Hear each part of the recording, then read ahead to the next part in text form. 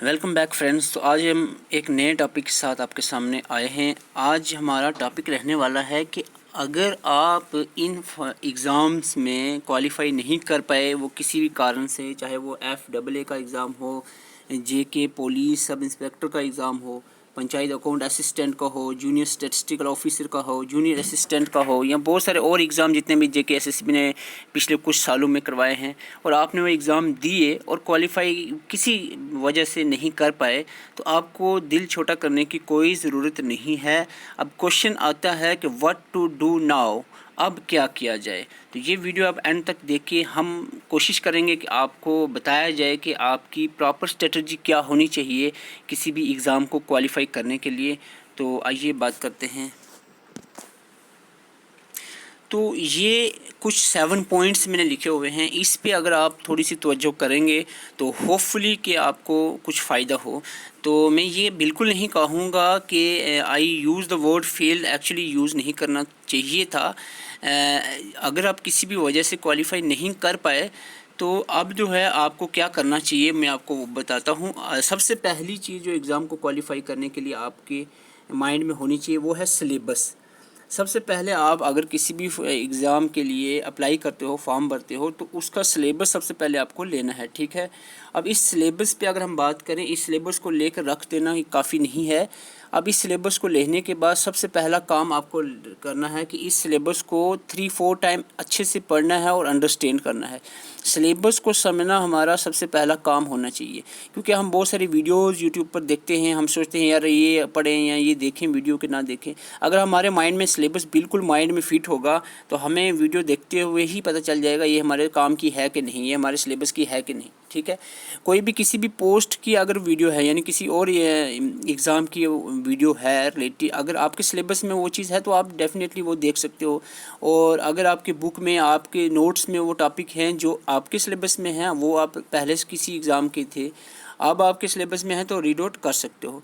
इसके लिए सबसे पहले आपको सिलेबस समझना चाहिए। सिलेबस आपको बिल्कुल रट्टे पे होना चाहिए कि आपके सिलेबस में क्या क्या चीज़ें हैं, कितने सब्जेक्ट्स हैं और हर एक सब्जेक्ट के जो सब पार्ट्स हैं वो क्या क्या हैं, वो आपको बिल्कुल सबसे पहले तैयार करने हैं, ठीक है। अब बात करें stick to the syllabus only.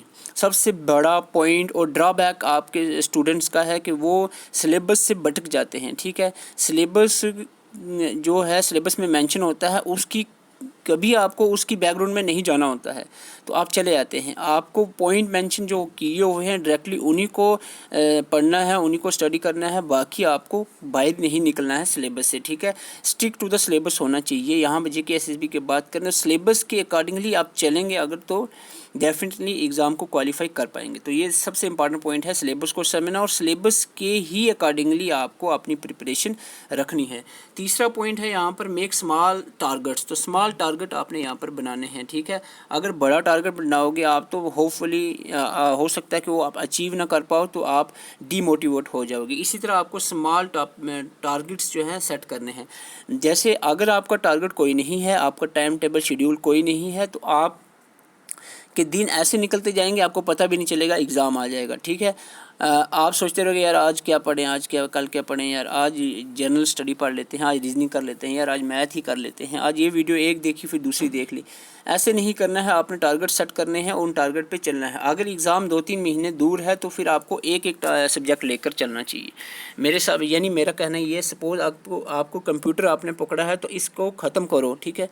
और इस दी सुबह शाम जब भी आप कोई बात करो, कोई पढ़ो, तो वो कंप्यूटर के रिलेटेड ही आपका होना चाहिए। सपोज़ अगर आपने 5 दिन या 7 दिन या 8 दिन रख लो आपने दिए हुए हैं कंप्यूटर को, इन 8 दिन में कंप्यूटर का आपने बिल्कुल कंप्लीट करना है। हर एक चीज़ आपको कंप्यूटर की सिलेबस में जो मेंशन है वो पढ़नी है, वीडियोज़ देखनी है।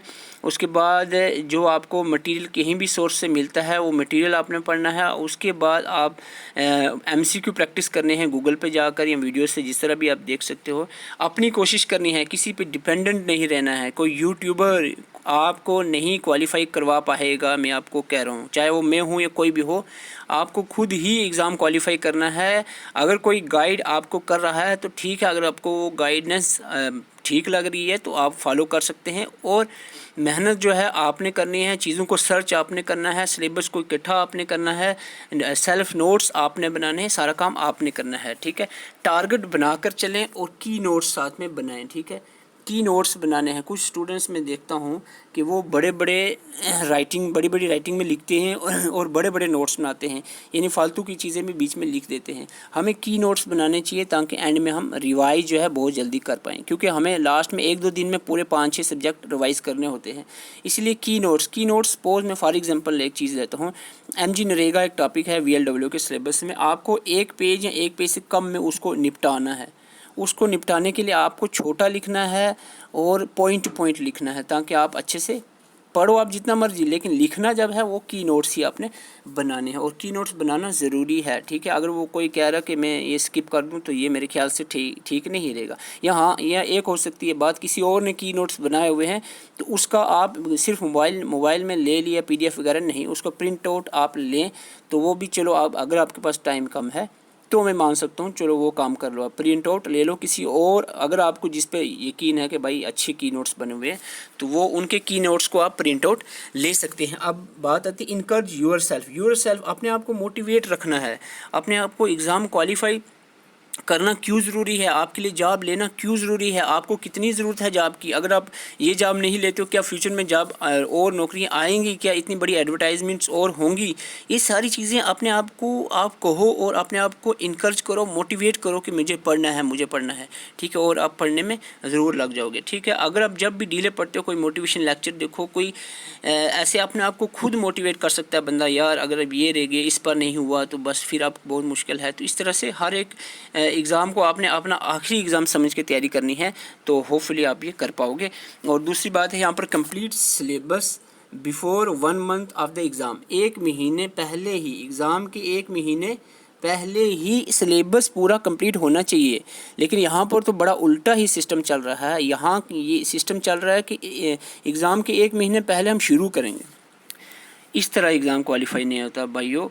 आपको 1 महीने पहले एग्ज़ाम के सिलेबस ख़त्म हो जाना चाहिए, और आपकी एक रिवीजन 10 दिन में, दूसरी रिवीजन 10 दिन में और तीसरी रिवीजन 10 दिन, लास्ट का जो 1 मंथ है उसमें 3 रिवीजन्स आपकी होनी चाहिए, तब जाके एग्ज़ाम क्वालिफाई होने के चांसेस बनते हैं। ठीक है, तो ये कैसे पॉसिबल होगा कि आप 1 महीने पहले एग्ज़ाम की डेट के 1 महीने पहले ही अपना सिलेबस कंप्लीट कर लो। ये पॉसिबल होगा कि आप जब एडवर्टाइजमेंट निकलती है उसी वक्त से बिल्कुल एकदम से स्टार्ट कर दो, यानी ऐसा सोच के बस कि अब एग्ज़ाम 1-1.5-2 महीने में होना है, तो वेट की कोई बिल्कुल भी वेट ना करे कि भाई डेट आएगी तो हम स्टार्ट करेंगे, फिर वो आप भूल जाए, फिर स्टार्ट किस लिए करेगा, क्यों अपना 1 महीना लास्ट का ज़ाया करोगे। अगर 1 महीने में पढ़ना है तो फिर इससे बेटर है कि आप रहने दो भाई को और बिज़नेस वगैरह करो। ठीक है, अगर पढ़ना है तो एडवर्टाइजमेंट निकलने के साथ ही सिलेबस आपके हाथ में आ गया, सिलेबस अपलोड हो गया साइट पे, तो आप उसी टाइम से अपनी शेड्यूल, टाइम टेबल, स्ट्रेटजी बनाकर अपनी प्रिपरेशन को एकदम से स्टार्ट कर दें। अब बात आती है कुछ स्टूडेंट्स, मुझे बहुत दुख होता है इस चीज़ का कि कुछ स्टूडेंट्स को ये भी नहीं पता कि MCQs कहाँ से सॉल्व किए जाते हैं। MCQ के वीडियोस हैं, आप वो देख सकते हो टॉपिक वाइज सर्च करके। अगर उसमें टाइम लग रहा है तो गूगल पे आप टॉपिक वाइज MCQs को सर्च कर सकते हैं। टॉपिक वाइज MCQ सर्च करना है। ये सभी जितने भी एग्ज़ाम क्वालिफाई जितने किया है, मैं पर्सनली जो है नंबर ऑफ़ स्टूडेंट्स, यानी कम से कम 50 से ज़्यादा स्टूडेंट्स ऐसे हैं जो डिफरेंट एग्ज़ाम में क्वालिफाई कर चुके हैं, उनको जानता हूँ, तो उनसे मेरी बात होती रहती है। उनकी स्ट्रेटजीज़, बहुत सारे एस्पिरेंट्स की स्ट्रेटजी जो क्वालिफाई कर चुके हैं, मैं जानने की कोशिश करता रहता हूं, और यही सामने आता है कि प्रैक्टिस जो है बहुत ज़्यादा करनी चाहिए MCQs की, और ये गूगल से अगर आप करोगे टॉपिक वाइज तो बेटर रहेगा। ठीक है, तो टॉपिक वाइज यहाँ पर मिस प्रिंट हो गया, TOPIC, टॉपिक वाइज जो है आपको MCQ सॉल्व करने हैं। तो ये एक छोटी सी स्ट्रेटजी थी। हम हफ्ते में एक वीडियो लाते हैं इस तरह की मोटिवेशनल, जिसमें आप जो है मोटिवेट हों और प्रिपरेशन को कंटिन्यू रख सकें। तो ये कुछ पॉइंट्स हैं आपने फॉलो करने हैं। तो ये सबसे इम्पॉर्टेंट बात कि 1 महीने पहले एग्ज़ाम के हम तैयारी स्टार्ट करेंगे। तो ऐसा करने वाले स्टूडेंट से मेरी रिक्वेस्ट है कि भाई आप उस वक्त भी मत करना। ठीक है, मैं कह रहा हूँ उस वक्त भी मत करना, नहीं हो पाएगा, रहने देना। ठीक है, अगर आपने करना है तो अभी से करो स्टार्ट, और एकदम से लग जाओ, बस अपनी स्ट्रेटजी, अपना टाइम टेबल बनाकर, स्मॉल टारगेट्स रख कर उसको अचीव करने की कोशिश में बिल्कुल लग जाओ। तो ये मेरी कुछ पॉइंट्स आपको बताने थे, तो ये रहे। इसके बाद कुछ अगर आगे 2-3 पॉइंट्स और बताने हैं। देखो अब बात एक मैंने कही थी आपको की नोट्स बनाने हैं, तो की नोट्स बनाने का तरीका क्या है। सबसे बड़ा तरीका है की नोट्स बनाने का कि आपको सिलेबस के अकॉर्डिंगली चलना है और सिलेबस के हिसाब से। सपोज मैं आपको एक एग्जांपल देकर बताता हूँ। आपके सिलेबस में ये चीज़ समझना है सबसे ज़्यादा वेटेज कौन से सब्जेक्ट की है। एक सब्जेक्ट सपोज जनरल, यहाँ पर मैंने जनरल अवेयरनेस VLW का पकड़ा है, तो इसके नोट्स मैं आपको बताने की कोशिश करता हूँ कि किस तरह से नोट्स बनाए जाते हैं। JNK रीऑर्गेनाइजेशन एक्ट का सबसे ज़्यादा वेटेज रहती है, इससे क्वेश्चन ज़्यादा आते हैं, तो आपको ये पहले लेना है। तो इस तरह से की नोट्स बनाए जाते हैं, ठीक है। तो ये सपोज लिखा JNK रीऑर्गेनाइजेशन एक्ट, इसके मेन पॉइंट्स आपने लिखने हैं इस तरह से, ठीक है। तो ये मैंने टाइप किया है क्योंकि मुझे वीडियो बनानी थी, लेकिन आप तो है आप आसानी से लिख सकते हो, पेन से लिखना होगा, ठीक है। तो इस तरह से पॉइंट वाइज आप इसको लिखें, ठीक है। ये हो गया। आगे चलते हैं। JNK पंचायती राज एक्ट जो है ये भी एक इम्पॉर्टेंट टॉपिक माना जाएगा, स्पेशली इस एग्ज़ाम VLW के लिए तो बहुत इंपॉर्टेंट है क्योंकि ये पंचायत लेवल पोस्ट हैं। तो इसमें आपको इस तरह से की नोट्स बनाने हैं, ठीक है। तो की नोट्स इस तरह से बनाए जाते हैं, क्योंकि ये स्लाइड्स हैं इसलिए आपको ज़्यादा लग रहा है, लेकिन ये 2 या 2.5 पेजेस में ये पंचायती राज पूरा 2 पेजेस में कंप्लीट हो जाएगा, ठीक है। तो ये आगे इस तरह से आपने आगे चलना है। और मैं आपको बता देता हूँ, ये हो गया। अब देखो ये आ गई आपके सपोज MG नरेगा। तो इस तरह से की नोट्स इसके बनेंगे। इंपॉर्टेंट पॉइंट्स को अभी यहाँ पर मैंने कलर किया हुआ, तो आप जो है वो क्या कहते हैं, जो हाइलाइटर्स होते हैं, हाइलाइटर जो मार्कर होते हैं, वो हाइलाइटर्स यूज़ कर सकते हो, नहीं तो आप डिफरेंट कलर के पेन भी यूज़ कर सकते हो, ठीक है। तो ताकि जो मेन पॉइंट्स हैं वो बोल्ड रहें। तो इस तरह से आपको रिवीजन में काफ़ी ज़्यादा, पहले तो फालतू चीज़ें लिखनी नहीं है। मुझे यहाँ पर कुछ चीज़ें लिखनी पड़ गई क्योंकि यहाँ पर मैं समझाने के लिए लिखा था। आपने वो चीज़ें नहीं लिखनी है जो बिल्कुल आपको समझ है और फालतू की। यहाँ पर फालतू नहीं लिखा है, लेकिन समझाने के लिए कुछ चीज़ें यहाँ पर लिखनी पड़ी। सपोज ये SPM की बात चल रही थी, SPM के बाद हम बात करें तो इस तरह के ये 3 पॉइंट्स हैं सेंट्रल स्पॉन्सर स्कीम के, ये इस तरह से आपने लिखने हैं। ये PMAY आ गया, ठीक है। तो इस तरह से मैं थोड़ा सा आपको शॉर्टली बता देता हूँ। टैक्सेशन आ गया, टैक्सेशन के किस तरह से पॉइंट्स आपने लिखने हैं, ठीक है। ज़्यादा फालतू का नहीं है। GST आ गया, GST के बारे में। तो ये पॉइंट्स सिलेबस में मेंशन है, आपको सब पता होना चाहिए सिलेबस में क्या क्या चीज़ें हैं। आप डेमोग्राफी की बात करें तो डेमोग्राफी में सबसे इंपॉर्टेंट चीज़ है सेंसस। सेंसस ही से सॉरी क्वेश्चंस पूछे जाते। तो ये जो आपको मैं आप बता देता हूँ, ये है एक्चुअल में नोट्स लिखने का तरीका, जो हैंड रिटन नोट्स होते हैं। देखो इस तरह से सेंसस है तो कुछ इंपॉर्टेंट पॉइंट्स लिखे, ठीक है, फैक्ट्स लिखे, और जो कुछ चीज़ें हैं साइड में ऐसे ब्रैकेट से बनाकर कुछ इंपॉर्टेंट पॉइंट्स आप मेंशन कर सकते हो, ठीक है। तो एक पेज में इस तरह से इतनी सारी चीज़ों को निपटाना, ये देखो। तो ये सेंसस को ऑलमोस्ट एक पेज के अंदर सारा निपटा दिया है। तो इस तरह से आपने ये काम करना है। मॉडर्न हिस्ट्री हो गया, जैसे ये आपके आगे क्वेश्चंस में आपको बताता हूँ। ये मॉडर्न हिस्ट्री है इस तरह से, जैसे रिवॉल्ट ऑफ 1857 है। तो इस तरह से पॉइंट वाइज आप लिख सकते हो। क्योंकि मैंने अभी वीडियोस बनानी थी इस पे, तभी मैंने थोड़ा सा खुला लिखा है स्पेस देकर, लेकिन आप इतनी ज़्यादा स्पेस दे के नहीं करेंगे, बिल्कुल शार्ट बनाएंगे, क्योंकि जितना कम दिखेगा उतना आसानी से आप इसको कर पाओगे, ठीक है। तो इस तरह से जैसे ये हिस्ट्री हो गया, और भी टॉपिक हैं, तो उस तरह से आपने की नोट, शॉर्ट नोट जो है बनाने हैं। सपोज ये आ गया आपका, देखो पॉलिटी है, तो पॉलिटी में जो सिलेबस में है वही करेंगे बात हम। बेसिक फीचर्स है, बेसिक फीचर लिखेंगे। प्रियम्बल है तो प्रियम्बल के बारे में लिखेंगे, ठीक है, और फालतू की कोई चीज़ नहीं लिखेंगे, ठीक है। और आगे चले हम फंडामेंटल राइट्स है, तो फंडामेंटल राइट्स पे हम थोड़ा सा, क्योंकि स्पेसिफिकली मेंशन है, तो इसीलिए हम इस पर थोड़ा सा डिटेल में लिख लेंगे। तो ये चीज़ें थी बहुत सारी। इसके अलावा अगर हम कंप्यूटर की बात करें तो वो की नोट्स भी आपको चलो प्रोवाइड ही किए हुए हैं मैंने, तो वो आप उस तरह के नोट्स, सेल्फ नोट्स आप बना सकते हैं हर एक टॉपिक के। तो एक स्ट्रेटजी के साथ चलना बहुत ज़रूरी होता है। तो यहाँ पर मैं आपको बता दूँ, मैंने यहाँ पर स्टूडेंट एस्पिरेंट्स की हेल्प के लिए एक ग्रुप बनाया हुआ है जिसका नाम है यहाँ पर VLW ग्रुप। तो VLW ग्रुप में आप ज्वाइन कर सकते हैं। ये नंबर दिया हुआ है, इस नंबर पे आप आकर ज्वाइन कर सकते हैं। तो इसमें आपको मैंने पहले भी बता दिया है, बहुत सारे एस्पिरेंट्स ने यहाँ पर ज्वाइन किया है। इसमें प्रॉपर गाइडेंस मिलेगी और टारगेट्स आपको बनाकर दिए जाएंगे कि इस दिन में ये करना है। ऐसे टारगेट वाइज आप चलते जाओगे।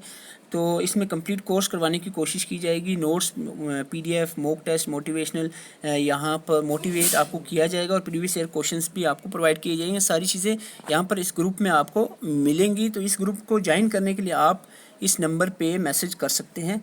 So this is all about from today. Thank you for watching.